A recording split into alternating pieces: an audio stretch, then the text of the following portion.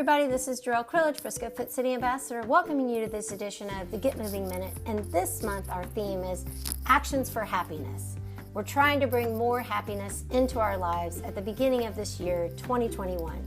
So today, for day 4 of our happiness challenge, the tip strategy I'm going to give you today is to write a list of things that you feel grateful for in your life and write down why.